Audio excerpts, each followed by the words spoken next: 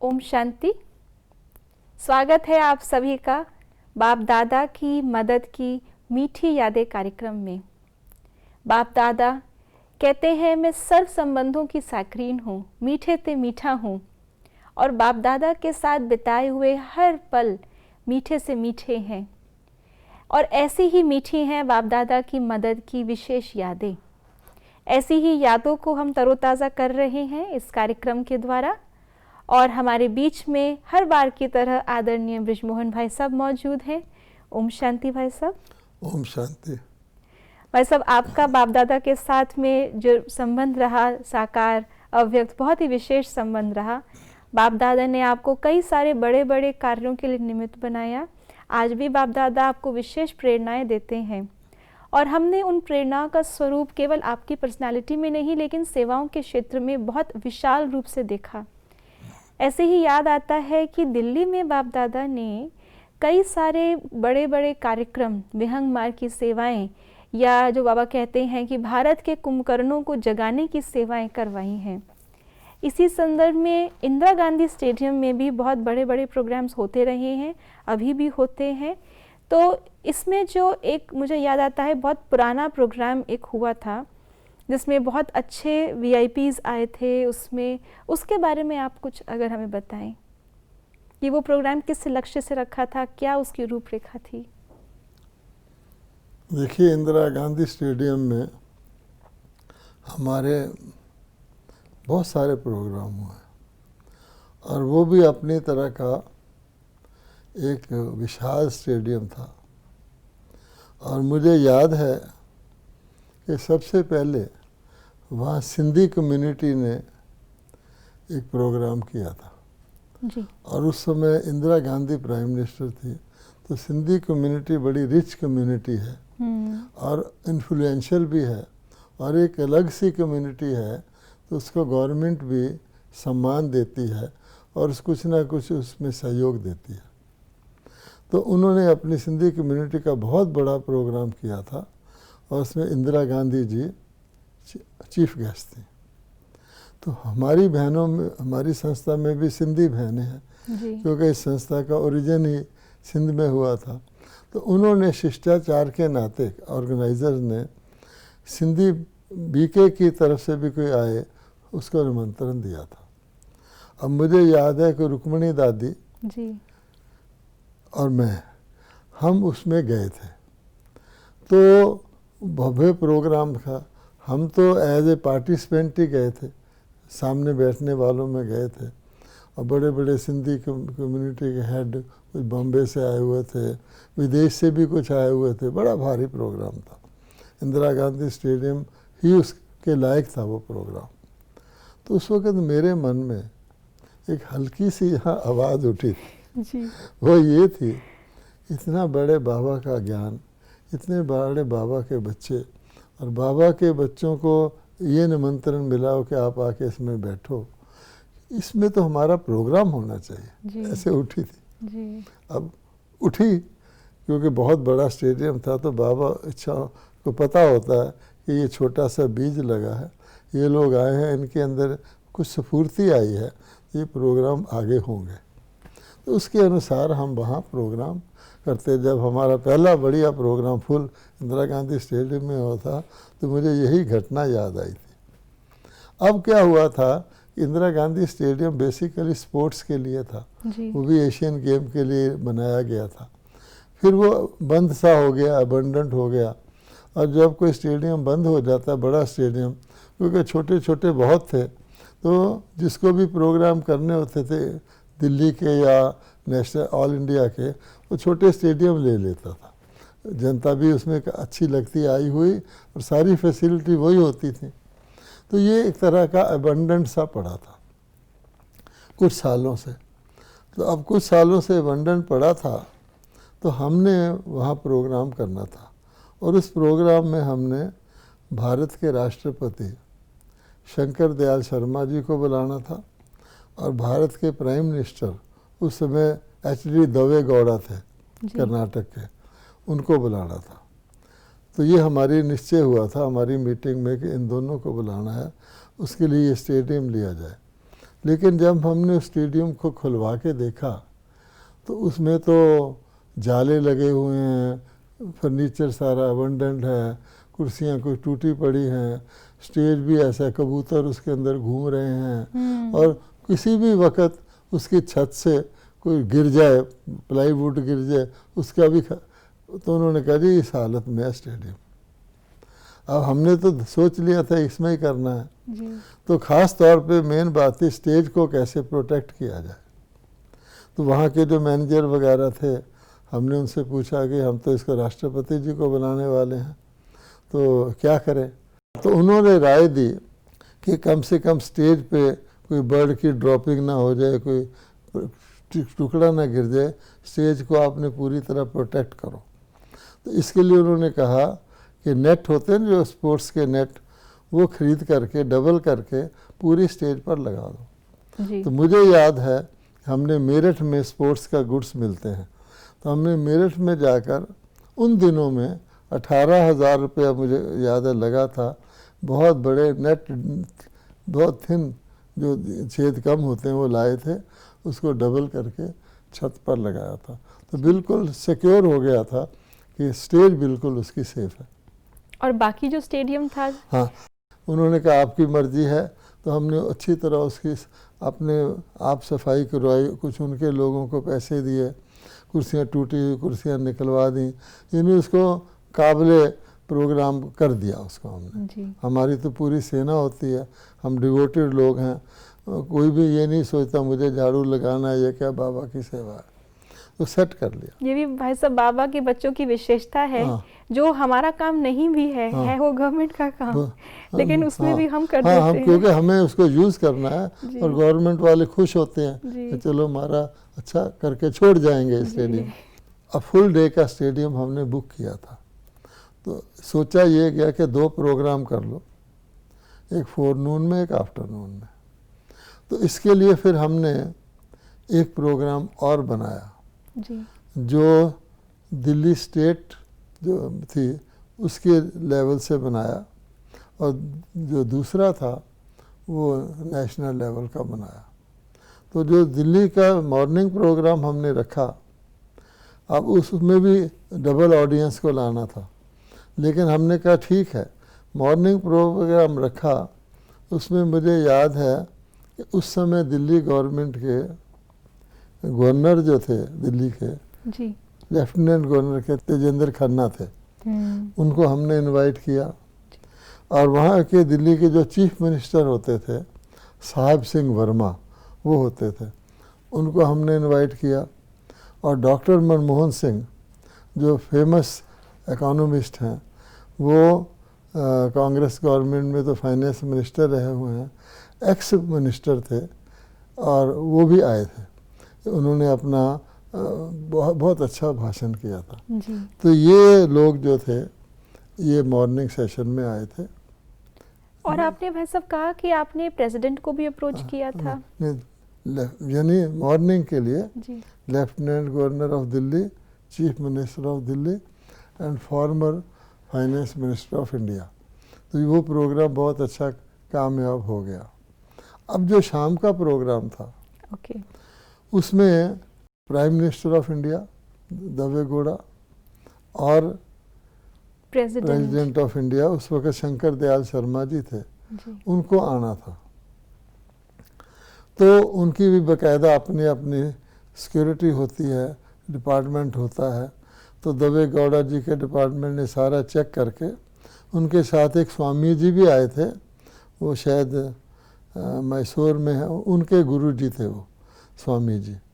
तो वो भी निमित्त बने थे क्योंकि हमारे ब्रह्मा कुमारी को वो स्वामी जी अच्छी तरह जानते थे, प्रोग्राम में भी आए थे।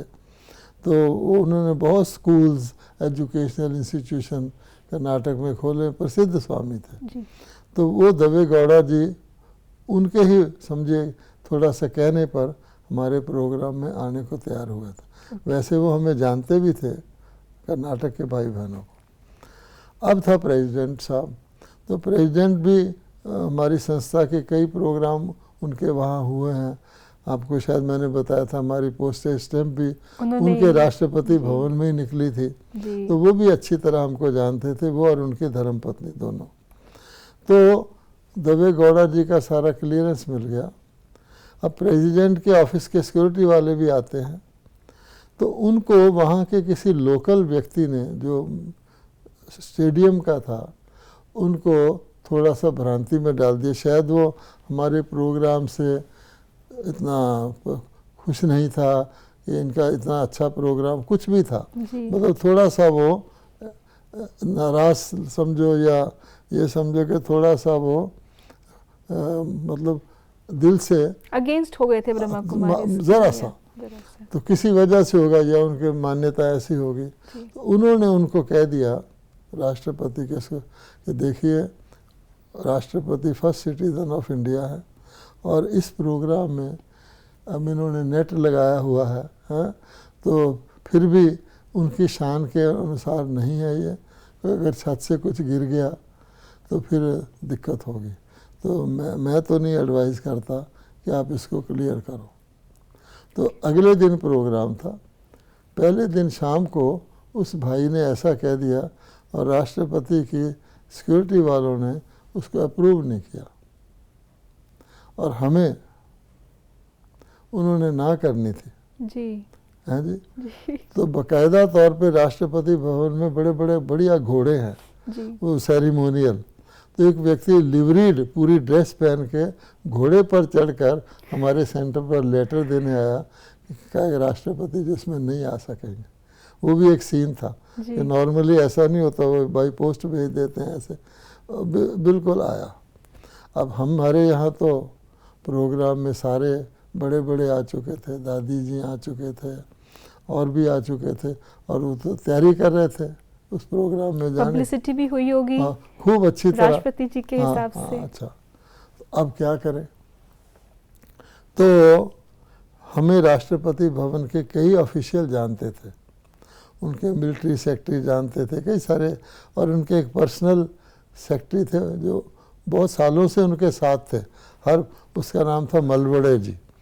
तो मलवड़े जी जो थे वो उनके विशेष सेक्रेटरी थे, वो भी हमें मदद किया कर। उन्होंने भी कहा हम इसमें कुछ नहीं कर सकते, मिलिट्री सेक्रेटरी ने भी ना कर दी, सब ने ना कर दी। अब हमने कहा क्या करें? तो फिर हमारी बहनों ने कहा कि राष्ट्रपति जी की जो पत्नी है उनको कांटेक्ट किया जाए, उनको बताया जाए सारी बात और वो भाई साहब को कहें। तो बहनों ने उनको फ़ोन, वो हमारे सेंटर में भी आया करती थी कभी कभी, उनका इतना स्नेह था कि ऑलराउंडर दादी, कुछ पाँव के नीचे लकड़ी के होते ना जिस पे पाँव चलाते हैं, इस प्रकार के एक्यूप्रेशर कुछ थे। और वो मिसेज शर्मा जो थी वो हमारे सेंटर में आ जाया करती थी और ऑलराउंडर के साथ वो खुद भी किया करती थी। स्नेह था उनका बहनों के साथ, और मिस्टर शर्मा का भी बहुत स्नेह था। तो इसलिए अब जैसे प्रोटोकॉल की बात है तो हमारी बहनों ने उनको बताया कि बहन जी ऐसा है, सारा प्रबंध ठीक है, राष्ट्रपति ने माना हुआ था, अब पता नहीं क्या हो गया है, तो आप खुद उनको कहिए कि भी बहनें कह रही हैं और बड़ी बड़ी दादियाँ आई हुई हैं, ऑल इंडिया का प्रोग्राम है, बहुत से इनके अन्य शहरों से भी भाई बहन आए हुए हैं। तो वो बोले कि अच्छा ठीक है, वो 9 बजे के करीब आएंगे तो मैं उनसे बात करूँगी। तो मैडम ने कहा, हम उसका वेट कर रहे थे, हमारी दादियाँ भी वेट कर रही थी, और किसी हमारे भाई ने कैजुअली कह दिया दादी जी को कि दादी जी चलो वो नहीं आते, क्या हुआ, पब्लिसिटी तो हो गई। दादी जी ने कहा ये नहीं होता, उनका आना एक ख़ास बात है। अच्छा, फिर क्या हुआ कि उनका एक सेक्रेटरी था, जो मेन सेक्रेटरी होता है ना, सारे प्रोटोकॉल वगैरह को कंट्रोल करता है, वो बहुत सख्त व्यक्ति था। उससे हमने कभी हिम्मत नहीं की बात करने की। हम राष्ट्रपति भवन कई बार जाते थे, सब ने बताया तो बहुत ही स्ट्रिक्ट रूल्स वाला व्यक्ति है। तो मेरे ऑफिस में निर्वैर भाई भी बैठे थे, हम सोच रहे थे कि अब उनकी पत्नी उनको कहेगी, पता लगेगा। तो मेरे में अचानक ताकत आई और हिम्मत आई कि भाई तू फ़ोन उठा और उसके सेक्रेटरी से बात कर। नॉर्मली मैं बहनों से ही बात करवाता हूँ, हाँ जी। खुद करता भी नहीं हूँ, लेकिन बाबा ने बहुत हिम्मत दी कि तुम उसके सेक्रेटरी से बात करो। तो मैंने ताकत भर के अपने अंदर अच्छी तरह बाबा को याद करके फ़ोन उठाया, जी। बोला यस। तो मैंने कहा जी सर बात ये है, एक बहुत क्रूशियल बात है जिसको आप ही डिसाइड कर सकते हैं कि हमने प्रोग्राम रखा हुआ है और हमें ऐसे कहा गया था कि उसकी छत पे, क्योंकि वो अबंडेंट था, हॉल था, नेट लगवाओ। हमने मेरठ से स्पेशल चुनकर छांट कर डबल नेट लगवाया है। अब उसमें से कुछ भी एनिमल के बैठने की, बर्ड के ड्रॉपिंग का सवाल ही नहीं है और कोई भी चीज़ वहाँ से नीचे नहीं आ सकती। और ख़ास बात यह है कि प्राइम मिनिस्टर उसमें आ रहे हैं, उनकी सिक्योरिटी ने उसको क्लियर कर दिया। अब प्राइम मिनिस्टर की सिक्योरिटी अच्छी तरह सोच के ही करेगी और ये आपकी सिक्योरिटी वालों को पता नहीं वहाँ के किसी व्यक्ति ने कुछ बोल दिया, छोटे व्यक्ति ने, अब वो हमारा सारा प्रोग्राम की बिगड़ रहा। तो ये आपको पता चल चुका था भाई साहब कि किसी अंदर वाले ने ही जरूर, बोला है? क्योंकि वो उसको ना, वो तो गए थे चेक देखने जाते हैं ना खुद, तो जरूर उन्होंने आके कह दिया नहीं हो सकता। तो हम भी सोच रहे थे कि प्राइम मिनिस्टर की सिक्योरिटी कोई काम थोड़ी होती, बल्कि प्राइम मिनिस्टर की तो ज़्यादा होती है। ऑल इंडिया का वो रिप्रेजेंटेटिव होता है, एक्टिव होता है, प्रेसिडेंट सेरेमोनियल हेड होता है, मेन एक्टिव तो प्राइम मिनिस्टर ही होता है। तो प्राइम मिनिस्टर का तो बहुत ध्यान रखते हैं, उसके पब्लिक फिगर होता है, उसके दुश्मन बहुत होते हैं आदि। तो खैर, तो मैंने उसको कहा, वो रीज़नेबल व्यक्ति था, उसने कहा अच्छा प्राइम मिनिस्टर वालों ने ओके कर दिया। मैंने कहा हाँ जी, आप देखिए। तो कहता है अच्छा मैं आपको ना सुबह बताऊंगा, तो क्योंकि रात के 10 बज चुके थे। अच्छा।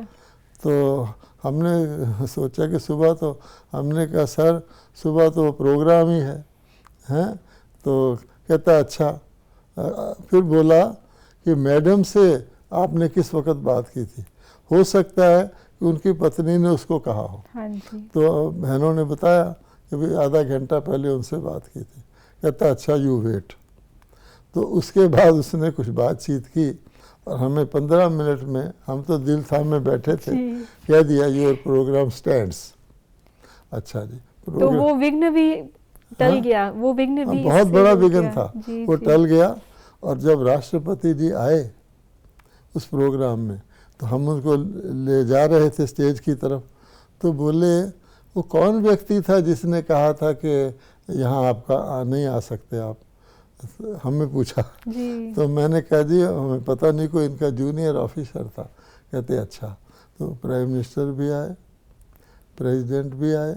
ये भी एक यूनिक चीज़ थी कि एक ही प्रोग्राम में प्राइम मिनिस्टर और प्रेसिडेंट बहुत कम जगह जाते हैं और वो खुश हुए वहाँ पे। प्रोटोकॉल वाइज भी वो कहते हैं, उनके नीचे वाले कह देते हैं कि भाई एक आएंगे, लेकिन वो भी आए और वो भी आए, उनके गुरुजी भी आए के स्टेज पर बैठे। शानदार प्रोग्राम, जहाँ प्राइम मिनिस्टर प्रेसिडेंट आएंगे तो क्या नहीं होगा, सारा हाउसफुल हो गया। और हमने बहुत अच्छी तरह से सब चीज़ का ध्यान रखा हुआ था। राष्ट्रपति जी ने बहुत ही बढ़िया स्पीच की, दवे गौड़ा ने भी बहुत ही अच्छी स्पीच की। दिल्ली में उनका पब्लिक प्रोग्राम कम ही होते थे और उनके गुरुजी ने भी बहुत अच्छी स्पीच की। तो वो प्रोग्राम भी बहुत सफल हो गया और बहुत बड़ा विघ्न जो क्रिएट हुआ था वो टल गया। तो इसमें भी बाबा का आप देख सकते हैं हर कदम पर मदद है। और कितना हम लोगों को सस्पेंस था, दादियाँ आई हुई हैं, सब आए हुए हैं, ये था। तो भाई साहब, इसमें ब्राह्मण परिवार का ऐसे विघ्न में क्या रोल होता है? ये तो आप करते हैं अभ्यास, लेकिन ब्राह्मणों का क्या रोल होता है? आपने बहुत अच्छा प्रश्न पूछा।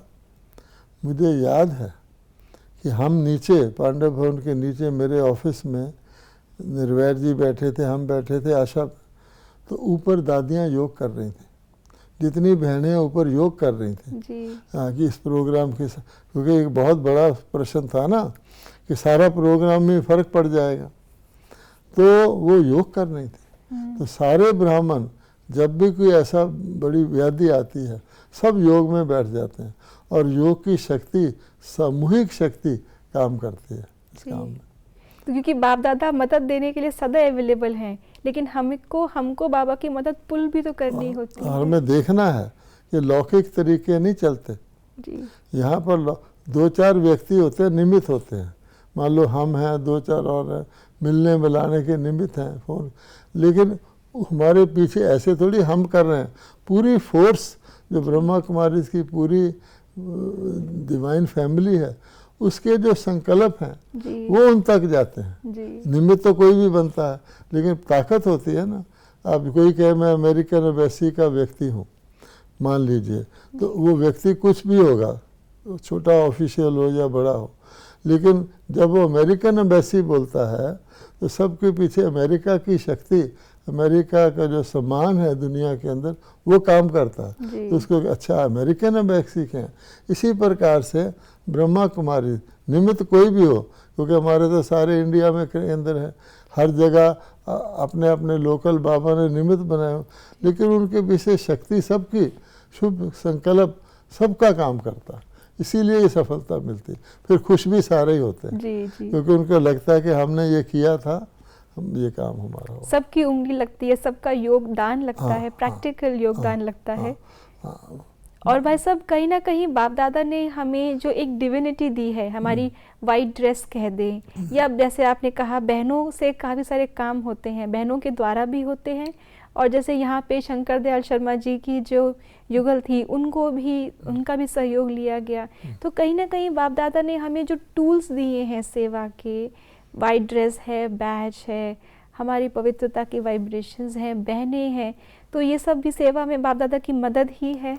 नेचुरली हर चीज़ मदद करती है, क्योंकि अगर कोई व्यक्ति अलौकिक है जी, दिव्य है, तो उसकी हर चीज़, उसका वेशभूषण, उसका चलना, उसका बोलने का तरीका और उसका सम्मान देने का तरीका दुनिया के लोग भी देते हैं। हमने देखा है कि वो एक्सेस करते हैं। जब उनको अपना काम किसी से निकालना होता है तो बहुत ज़्यादा उस लगेगा कि नकली तारीफ़ कर रहे हैं, तारीफ़ सुनने वाले को भी लगेगा ये नकली तारीफ़ कर रहे हैं। और हम नपी तुली, दूसरा व्यक्ति एक अच्छे स्टेटस का है, हाई, तो उसको हम रिस्पेक्ट तो देंगे ना, कि हम समझेंगे हम भगवान के बच्चे हैं। ये तो संसार ऐसे नहीं करते। बाबा ने सिखा रखा है कि आज की डेट में तो वो है ना, चाहे वही गद्दी किसी वक्त श्री लक्ष्मी नारायण की थी। अगर हम ज्ञान के हिसाब से सोचें कि लक्ष्मी नारायण की गद्दी चलते चलते चलते चलते एक ताज के बादशाहों पर आई, उसके बाद नेताओं पर आई, और आज उस गद्दी पे प्रेसिडेंट ऑफ इंडिया बैठे हैं जी। है तो वही ना जी। इसलिए हमको देखना पड़ता है डीप, लेकिन व्यवहार बोलने का तरीका, हमारा ऑब्जेक्टिव कभी भी सेल्फिश तो होता ही नहीं जी। और शॉर्ट लिव्ड भी नहीं होता। और हम ये भी मानते हैं हो गया वो भी अच्छा, ना हो गया वो भी अच्छा, क्योंकि हमको तो अच्छा ही जानते हैं। कई बार हमने देखा है, हम ऐसे प्रोग्रामों में देखा है कि कोई चीज़ नहीं होती तो टेम्परेरी हम सोचते हैं ये तो नहीं हुआ, बाद में हम देखते हैं कि नहीं, उसी में कल्याण था जी। ऐसे बहुत सारे इवेंट्स हैं हमारे पास। जरूर भाई साहब, तो कहीं ना कहीं जो बाप दादा ने हमें ज्ञान और मर्यादाएं दी हैं, कभी कभी हम उसको मदद नहीं समझ पाते और उसका नशा ही नहीं चढ़ता, या कभी कभी उल्टा नशा चढ़ जाता है कि हम तो भगवान के बच्चे हैं, हमारे सामने तो कोई भी नहीं है। दोनों एक्सट्रीम्स गलत हैं जी। कि भगवान कहता है कि अगर नशा नहीं चढ़ेगा, नशे वाला व्यक्ति जो होता है उसकी एक खास खूबी होती है कि वो उस पर ऐसी धुन सवार होती है, नशे में इतना गुमसुम होता है, इतना मगन होता है, उसको दीन दुनिया का पता नहीं रहता जी। और यहाँ भी अगर आप मान लो, हम लोग तो साधारण हैं, हमारे कोई डेजिग्नेशन पोस्ट नहीं है, जो संसारिक थे वो तो हमने त्याग दिए। अब हम मान लीजिए राष्ट्रपति जी से मिलते हैं, अच्छा, तो हम किस स्टेटस से मिलते हैं? उनका तो बना होता है चार्ट कि फलाना व्यक्ति मिलने आया है, वो सेक्रेटरी पहले देखता है कि व्यक्ति इसके मिलने योग्य है, वो किसी छोटे से मिलने से उसका काम नहीं हो सकता, तब वो फैसला करता है। फंक्शन भी हम करें तो पहला क्वेश्चन उनका ये होता है, इनका आना उसमें क्यों ज़रूरी है, अर्थात कोई जूनियर नहीं वो काम कर सकता। तो ऐसे में हम, अगर हमें नशा ना हो कि भाई हम भगवान के बच्चे हैं, हम एक श्रेष्ठ कार्य कर रहे हैं, निष्काम होके कर रहे हैं। अब भगवान का कार्य कभी रुकता नहीं है, भगवान सर्वशक्तिवान है, तो वो नशा न हो तो हम उनसे उस लेवल पे बात ही नहीं कर सकते। आपको कोई अपॉइंटमेंट दे भी दे बड़ा व्यक्ति और आप उसके अच्छी तरह बिहेव नहीं करेंगे तो आप जाएंगे। हमने बहुत देखा है, किसी ने हमारे जनरल मैनेजर से अपॉइंटमेंट ले ली वर्कर ने, तो उन्होंने देखा, चलो उन्होंने कहा 1 मिनट दे देते हैं। अब वो कहेंगे आओ भाई, सर सर बोलो भाई, सर सर, वो बेचारा बोल ही नहीं पाता, 1 मिनट पूरा हो जाता है। तो इसलिए अगर हमें वो ईश्वरी नशा ना हो, हम ये काम कर सकते हैं क्या? कितने संस्था तो कोई जानता भी नहीं था, लेकिन भगवान ने प्रेसिडेंटों को आबू भेज दिया, जबकि कम्युनिकेशन भी ठीक नहीं था। हाँ, कोई खास जाए, पहले प्लेन से जाए, फिर हेलीकॉप्टर से वहाँ उतरे, कष्ट करे, क्यों करे? हैं, आजकल तो कोई रिस्क भी नहीं लेता, मैं क्यों जाऊँ, मुझे क्या मिलेगा? कोई मान शान भी नहीं वहाँ मिलने वाला, क्योंकि वो तो साधारण संस्था है। इसलिए भगवान ही है जो, भगवान का प्रूफ ही है। जैसे कहते हैं ना, लंगड़े को भगवान ने पर्वत पार करवा दिया है, और गूंगे को बुलवा दिया, अंधे को भाव क्या है कि जो लोग समझते हैं होपलेस, ये हो ही नहीं सकता, वो करवाता है, तभी तो भगवान है। और उनके द्वारा जिनको कोई पूर्व अनुभव भी नहीं है, तो साधारण से यही तो है ना कि पीछे भगवान है, तभी तो ये होता है। इतने बड़े खुद गवर्नमेंट के ऑफिसर दंग रह जाते हैं, क्योंकि जब ये बड़े लोग राष्ट्रपति वगैरह आते हैं तो कलेक्टर, पुलिस का हेड वगैरह, वो तो ऐसे भागते हैं, क्योंकि उनके वो जूनियर हैं, इसलिए वो पूरी की पूरी सेना लग जाती है। और पूरे का पूरा सारा एरिया ऐसे बना दिया जाता है, दूर से लेकर कि कोई गाड़ी गुजरेगी उसको चेक करेंगे, कोई खड़ा होगा उसको कहेंगे यहाँ से चल, एक पूरा का पूरा उनका राष्ट्रपति भवन वहाँ होता। तो इसलिए भगवान अगर ना करवाए तो कौन इतना प्रबंध देगा और उनको कहेगा तुम जाओ, और वो खुद कहते हैं तो हम जाएं।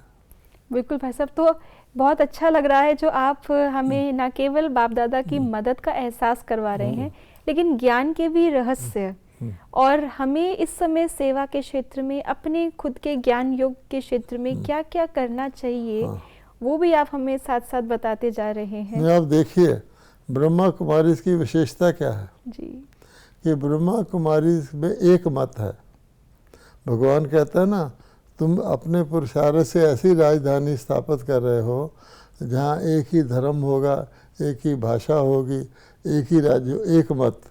तो एक मत का मतलब क्या है कि हम कहीं भी बैठे हैं, हम फंक्शन में गए भी नहीं हैं, लेकिन हम बीके हैं, चाहे हम किसी दूसरे सिटी में भी बैठे हैं, जो ही हमको पता लगता है कि हमारा बड़ा प्रोग्राम हो रहा है। जैसे किसी सेना को पता लगे हम वहाँ पर, हमारा फ्रंट पे फाइट हो रही है, तो सबका ध्यान जाएगा कि नहीं जाए। तो वो बड़े प्रोग्राम में एक मत से वाइब्रेशन, दुनिया में क्या होता है, क्योंकि मत भेद है, तो एक कहता है ये कार्य करने जा रहा है, तो कुछ उसके साथी कहते हैं सफल हो, वो दूसरा वाइब्रेशन भेजता रहता है, कुछ ऐसा हो जाए वो सफल ना हो, तो इसलिए वो वाइब्रेशन भी काम करता है वहाँ।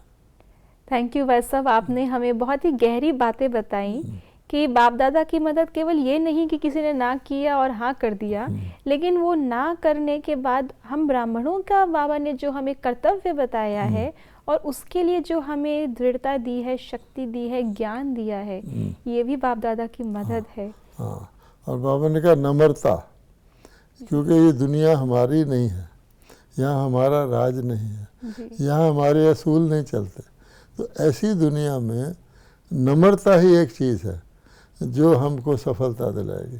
भले हमारे ज्ञान बहुत ऊंचा है, लेकिन व्यवहार में हमें नम्रता के सम्मान देकर उनकी राय को कैसी भी हो वैल्यू देकर हमें निकलना है।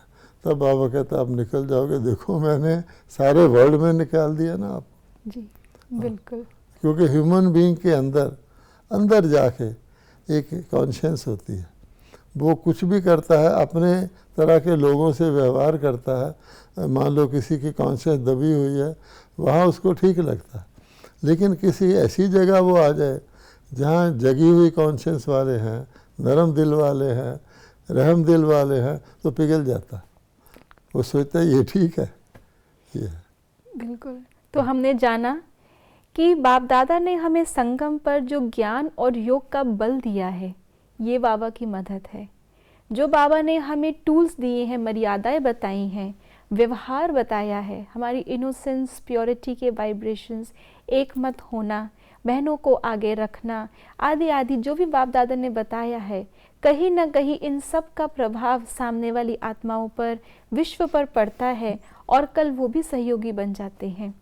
तो इस प्रकार से हम भी अपने जीवन में हर रोज़ न जाने कितनी बार बाप दादा की मदद हमको मिलती है, लेकिन हम शायद कहीं ना कहीं उस मदद को पहचान नहीं पाते। तो आइए हम भी ये दृढ़ निश्चय करें कि हम भी इस नशे में रहें कि हम कौन हैं, हमारे साथ कौन है, और संगम युग पर हमारी विजय हुई ही पड़ी है। इसी नशे के साथ, इसी रूहानी खुमारी के साथ हम जानते रहेंगे बाप दादा की मदद की कुछ और ख़ास बातें जो हमें जीवन में आगे बढ़ने के लिए बल देती हैं। ओम शांति।